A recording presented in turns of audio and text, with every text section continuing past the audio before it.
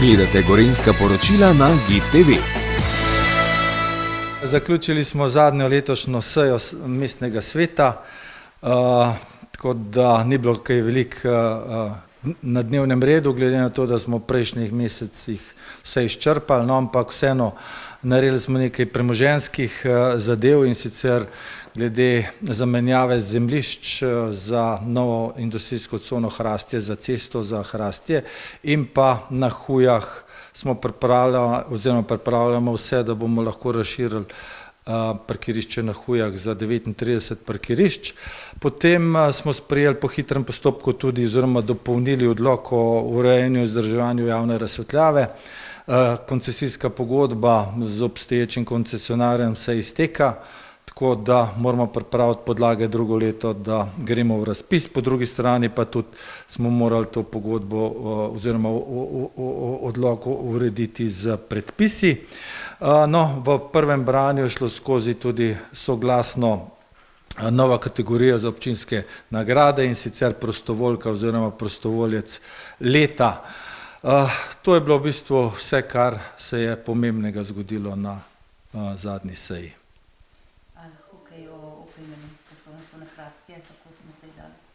Ja, zdaj kot vidite, en del ceste smo naredili, to se pravi ta del, ki se priključuje na regionalno cesto Kranj-Šenčur. Seveda, zdaj trenutno smo že podpisali pogodbo z izvajalcem, to je GGD.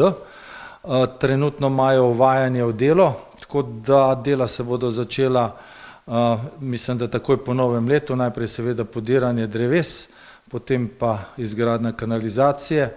600 dni je tisti rok, pogodbeni rok, da morajo cono dokončati, kar pomeni, da se bo nekje v sredini leta 2026 ta cona že dobila pravo obliko, predvsem pa bodo tisti, ki imajo že nakupljene nepremičnine oziroma parcele, lahko že začeli z gradnjo. Ne, glede štiripasovnice ni nič novega. Država jo za prihodnje leto nima v proračunu, nam je bistveno, da je zdaj trenutno na Blajvajsova in Kidričeva cesta, da je ta investicija v NRP-jih za državo, glede na to, da bomo tam zgradili pač nov zdravstveni dom, pa potem dom za upokojence in jaz računam tudi bolnišnico v nadaljevanju. Tako da bo tam naslednje leto potem država delala? Ja, začel se bo, ne. Tako da seveda je treba pripraviti vso dokumentacijo, kar seveda je zame zopet leto. Mi smo že začeli, mi smo namesto države smo se ponudili, da naredimo določene korake, ki bi jih morala država, no, in tukaj so nam šli na roke, tako da glede na to, da je res v našem interesu država, pa po celi Sloveniji ogromno investicij, tako da mi zdaj smo tisti, ki peljemo zgodbo. Je Komunala Kranj že zaprosila za odobritev zadolžitve? Ne še, včeraj smo imeli skupščino in pa svet ustanoviteljev. Direktor je najavil, da bo v januarju, to se pravi naslednja seja 29. januarja, da bodo prišli predstaviti projekt izgradnje novega centra krožnega gospodarstva z novo poslovno stavbo, in mi bomo prvi, mestna občina Kranj bo prva, ki se bo soočila s tem izzivom, to se pravi nove poslovne stavbe in pa umik iz Prinskovega. To boste glasovali na kakšno vaše stališče?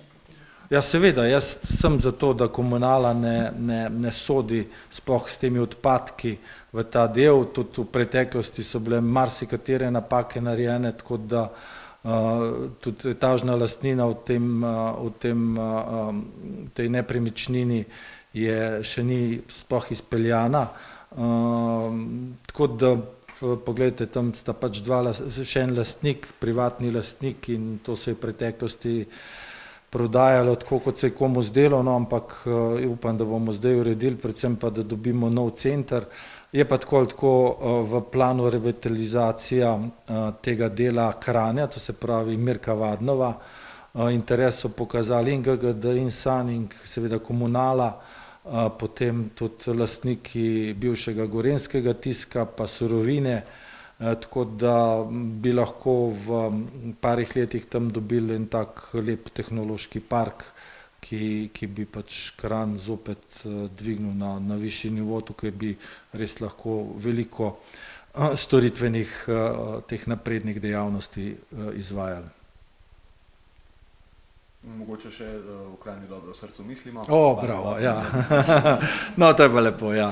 Zdaj, kot ste videli, akcija lepo poteka, jaz sem bil res vzhičen, res prijetno je bilo, ko so učenci in učenke srednje frizerske šole se spomnili te akcije, Postrizimo Kranj za dober namen. V 12 urah so postrigli 70 Kranjčanov in Kranjčank, tudi 2 brezdomca, zbrali 1390 evrov, ki jih bodo namenili za to akcijo Dobro v srcu mislimo. V soboto kuhamo golaž in pa ričet v Kranju skupaj z osnovnimi šolami, ki bodo imeli pač bazar novoletnih daril, in pa potem na 25. tradicionalno tudi nogometni turnir, ko tudi zberejo kar nekaj denarja. Seveda pa Kranj 5×1919 lahko vsak daruje 5 evrov, če pa ima kdo kakšen višji znesek, potem pa z veseljem lahko tudi na transakcijske račune Društva prijateljev mladine. Mogoče še en par besed o silvestrovanju, verjetno zadnjič letos tudi. Ja, v Kranju se bo res veliko, tako kot vedno, veliko dogodilo. Včeraj smo dobili pohvale tudi, da smo pokrili drsališče in res je polno že od zgodnjih jutranjih ur, sploh sobota, nedelja. Moram priznati, da so ljudje zelo zadovoljni, po drugi strani pa starši, saj z enimi sem govoril, da otroci tako zgodaj vstanejo, da bi šli radi čim prej drsati. Tako da vedno se najde nekdo, ki je pač v hecu malo nezadovoljen. Drugače pa ja, veliko prireditev, tukaj bo seveda županov koncert, pa seveda za novo leto vozil bo prišel v svojo skupino. Tako da bo veselo, upam samo, da bo vreme. Lani, če se spomnimo, je ravno po slabo uro po novem letu je začelo deževati, upam pa, da bo letos vsaj snežilo. Ne, Kranj že vrsto let nima ognjemeta, mislim, da je to pravilno in da na tem mestu tudi pozivam vse ostale, da se izognejo pač pokanja s petardami, konec koncev tudi starejši ljudje in otroci se tega bojijo, sploh pa živali.